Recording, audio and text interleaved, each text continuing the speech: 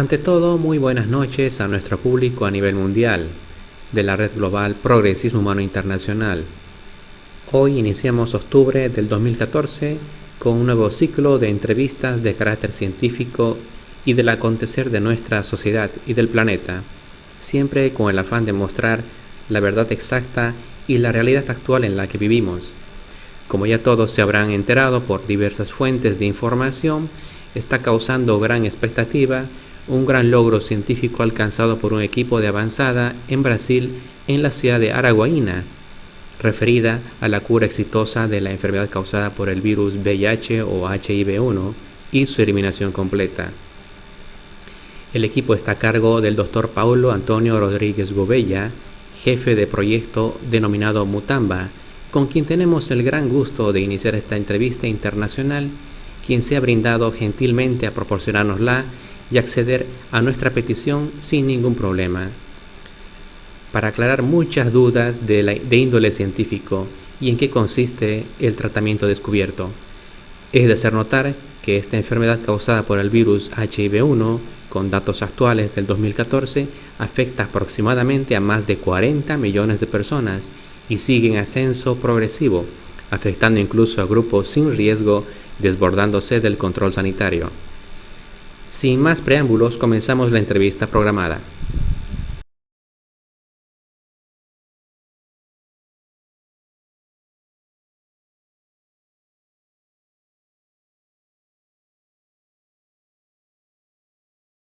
Como estamos ante un público intenso, muy grande a nivel internacional, doctor, para que la gente conozca, ¿en qué localidad usted radica actualmente? Boa noite, Fabrício. Buenas noches. Eu trabalho e moro aqui em Araguaína, um estado da República Federativa do Brasil, chamado Tocantins. Su currículum, Sim, su especialidad actual. sim, eu sou médico, né? Graduado aqui pelo Instituto Tocantinense Presidente Antônio Carlos, em medicina. Estou fazendo mestrado em saúde e sou pesquisador do projeto Mutamba contra a AIDS. Perfecto. ¿Podría contarnos algo brevemente sobre su actividad curricular, o sea, cursos, seminarios en los que ha participado últimamente a nivel profesional, para conocimiento del público? Sim, a gente já apresentou várias palestras, inclusive na Pastoral da AIDS, em Porto Alegre. E recentemente agora, no dia 12 de setembro, estivemos numa cidade, num estado próximo aqui, em Paraupebas, apresentamos essa palestra, que é sobre o projeto Mutamba contra a AIDS. E já temos duas palestras marcadas para o mês de novembro, uma em Palmas, que é a capital do estado, aqui onde eu moro, e a outra em Porto Velho, em Rondônia. Investigando el HIV-1, el virus, ¿cómo es que surge esa necesidad? Sim, esse projeto iniciou, na verdade, com meu avô. Meu avô era farmacêutico, graduado em farmácia. Ele fazia tratamento em 1946, aqui em Goiás, no Fanha, quando se tinha muitos casos de febre amarela. Então ele conseguiu um índice de cura de 100%. Então, como o vírus da febre amarela é um retrovírus que transcreve DNA através do RNA, a gente iniciou essa pesquisa de direcionamento para o HIV. Foi assim que iniciou este projeto. ¿Por qué investigar y centrarse específicamente en el HIV-1?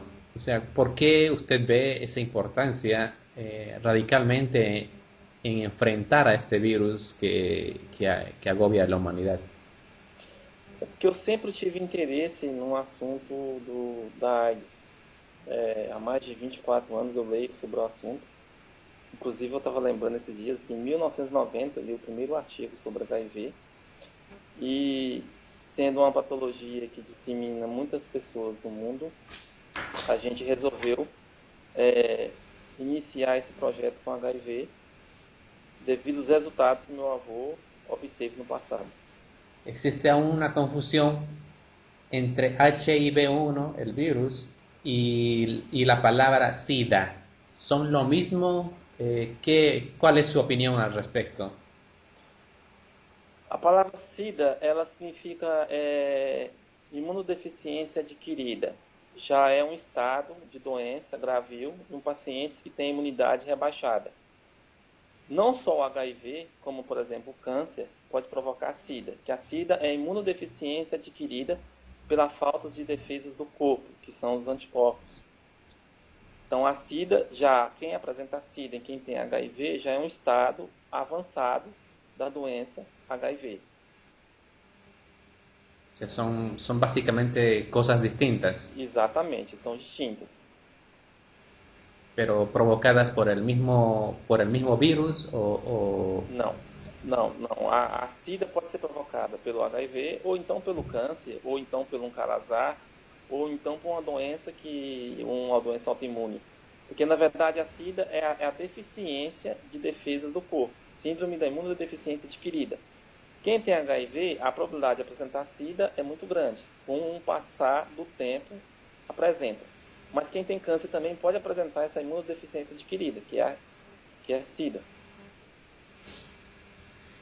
¿Cómo usted define el HIV-1, el virus? ¿Cómo usted lo define científicamente, básicamente hablando? Sim, o HIV-1 é um retrovírus, da família retrovírus. Ele transcreve DNA a partir do RNA. É um vírus parasita intracelular e também mutante. Os vírus têm duas características que provam que tem vida: a replicação e a mutação. Então, o vírus HIV é um vírus mutante que, com o passar do tempo, pode se tornar-se fatal e mortal. Las investigaciones en torno a la destrucción del virus HIV-1 en el mundo han avanzado mucho en su opinión o están todavía paralizadas. ¿Cómo lo ve usted desde el punto de vista científico? Está muito avançado, inclusive com a genotipagem, né? No uso do coquetel, vai se diferenciar uma nova droga, como a truvada. Então, as pesquisas estão sempre muito avançadas, principalmente nesta área que a gente está fazendo agora, que é com tanino, o tanino da mutamba, que ele inibe a transcriptase reversa. Então, no meu entender, está muito avançado, tanto nessa área farmacêutica, como na área de vacinas. Estão avançadas, sim. ¿Por qué demoran los investigadores y científicos mucho tiempo, y los científicos en descubrir una vacuna o cura contra el HIV-1? Porque ya van casi 31 años desde su último descubrimiento, ¿no? Por Robert Gallo, el científico americano. Sim. A vacina para o HIV, ou até mesmo para a hepatite C, no meu entender, ela é improvável. Nem que seja daqui a 30 anos, é improvável. Eu vou te dar um exemplo. Quando uma pessoa se contamina hoje, dia 1º, no dia 30 de outubro, ela tem, em média, mais de 10 bilhões de vírus. Quando a transcriptase reversa vai transcrever RNA em DNA, muda a posição dos códons no filamento do DNA. Ou seja, o vírus HIV é um vírus mutante. Então teria que existir uma vacina para 10 bilhões de vírus. Por isso que existe o insucesso da vacina até hoje, e creio-me que não será possível a vacina. Não será possível devido à mutação do vírus. Por isso que a gente está trabalhando com essa nova perspectiva, que é a mutamba, de um virocida. E a gente está chegando a alguns pontos que realmente o caminho é esse. Claro, entiendo.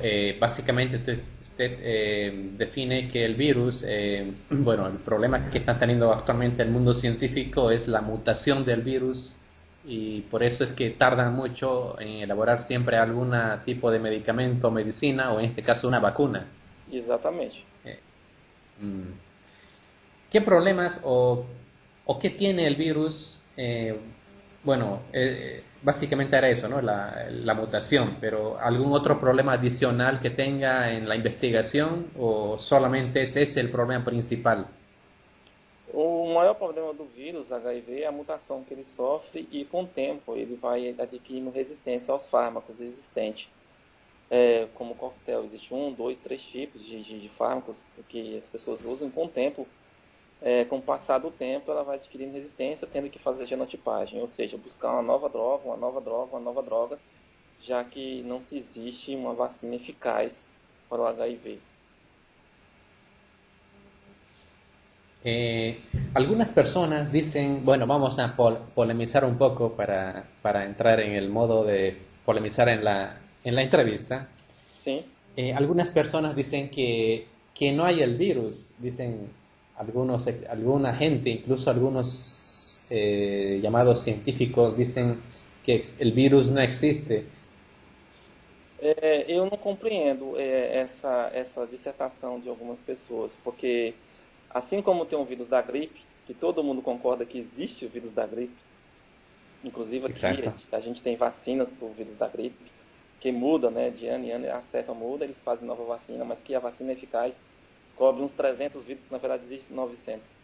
Mas, na verdade, assim como existe o vírus da gripe, existe sim o do HIV. A gente já tem comprovação científica, com microscópio eletrônico, da estrutura viral do HIV. Não tem como se dizer que ir contra uma prova evidente, né, que é uma fotografia do microscópio eletrônico. Não tem como eu discordar desse assunto e nem tem como eu discordar da simatologia que apresenta o paciente com HIV quando ele é contaminado nos primeiros 30, 60 dias. Gracias, doctor. Sobre el entorno de la investigación que básicamente ahora nos ocupa, Sim. ¿existe actualmente ayuda de los gobiernos e instituciones para ayudar a los investigadores en estos proyectos de investigación contra los virus, específicamente contra el HIV, contra el HIV? ¿Existe una ayuda de los gobiernos e instituciones a nivel global o no existe? Não, Fabrício. A gente teve contato, inclusive a gente esteve na Fundação Oswaldo Cruz, na Fiocruz, que representa uma instituição de pesquisa do governo federal, por 3 vezes. Eles se mostraram interessados no começo e logo depois mostrou totalmente desinteresse, não quis mais saber do projeto, apesar da gente mostrar as provas evidentes e claras, com testes laboratoriais que nós pagamos. Mesmo assim, o governo não mostrou interesse, o governo do Brasil. A partir do momento, Fabrício, que a gente tem um projeto, na qual esse projeto tem um teste in vitro, que deu eficácia do tanino inibindo o HIV NL43 em células linfocíticas bovinas, e temos um reteste com inibição de 100%, sem citotoxicidade, e uma instituição do governo, na qual movimenta aqui no Brasil 5 bilhões de reais, mais de 3 bilhões de dólares por ano, e não tem um interesse nessa pesquisa, que inclusive existe uma recomendação da OMS para se pesquisar produtos naturais, e este governo não se intensifica essa pesquisa, dá-se a entender que existe financeiro em continuar como está a fábrica do fármaco industrial sintético. Claro, se da más prioridad a industrias grandes, ¿no? Exatamente. Exacto. ¿Cómo es que se inició el proyecto Mutamba contra HIV? ¿Cómo es que usted inicia en forma científica esto, en forma breve, si nos puede explicar? Sim, a gente iniciou esse projeto Mutamba com os dados, como eu já lhe disse, do meu avô. A gente fez um artigo, desse artigo a gente fez uma referência bibliográfica ao tanino, e logo após a gente fez um teste in vitro, na qual deu inibição do vírus HIV NL43, e a gente fez um reteste, confirmou essa inibição, sem citotoxicidade. Começamos a apresentar esse projeto e verificamos que realmente todos os dados que nós temos são realmente reais e eficazes. ¿Cómo es que usted descubre que este compuesto, en este caso el tanin, podía enfrentar eficazmente el HIV? ¿Cómo es que usted logra esta investigación? Sim, o nosso artigo, o Fabrício, temos 43 referências, inclusive mais de 40 internacionais, na qual o trabalho com tanino existe já há 40 anos. Existe, no caso, um cientista chamado Kikuski que testava o tanino em em HIV, só que esse tanino que ele testava apresentava toxicidade, por isso que foi descartado, mas existem outros trabalhos, como a da doutora Elizabeth Barros de Carvalho, da Universidade de Porto, que fez uma tese de doutorado, na qual falava que o tanino do carvalho inibia a amilase salivar bovina. Então, através disso aí, nós aprofundamos com a mutamba e no teste in vitro, em laboratório, o que deu o efeito antiviral foi a parte butanólica, na qual a concentração de tanino é altamente rica. Com isso, nós concluímos que essa inibição, através da complexação entre proteínas e o tanino, realmente é devido ao tanino. El tanino, el tanino en sí es un compuesto, es un químico, ¿qué es este, Sim, doctor? o tanino é um composto, o tanino ele tem tanto os condensados como os hidrossolúveis. Os hidrossolúveis são mais eficazes na inibição viral. O tanino, ele tem um peso molecular em Dalton na natureza, qualquer espécie vegetal que apresenta a cor verde, a clorofila, tem um tanino de 500 a 3.000 Daltons. Nessa proximidade de 2.500 a 3.000 Daltons são tóxicos, ou seja, apresenta toxicidade, né, e prejudicial ao corpo humano. Mas os taninos abaixo de 2.000 Daltons, que a gente prevê que a mutamba seja assim, apresentam um efeito de inibitório sem citotoxicidade, como a gente temos a comprovação em testes em laboratório. Este compuesto, el famoso tanino que usted estaba investigando y que está ya utilizando eficazmente, Sim, ¿cómo, dónde se obtiene? Es este metabolito, en otras palabras, metabolito sim, natural. exatamente. O tanino ele é um metabólito secundário no vegetal. No caso, a mutamba. A mutamba, nesta região de Goiás, que é um estado, e Tocantins, que é um estado da República Federativa do Brasil, ele é parasitado por um vírus, um mosaico. Quando ocorre essa parasitação, a árvore do Azulfolia mutamba, ela produz esse metabólito secundário para destruir o vírus, para destruir a transcriptase reversa desse vírus mosaico. Então, o tanino ele é feito a partir de uma produção secundária da agressão biológica. O teor de tanino.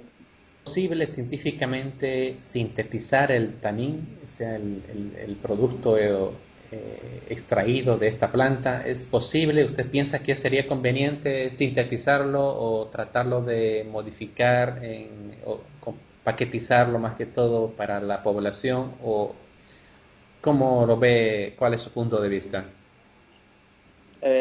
Não, eu acho que não. É possível sim a sintetização, mas o custo seria muito elevado, seria numa proporção de 1 para 1.000.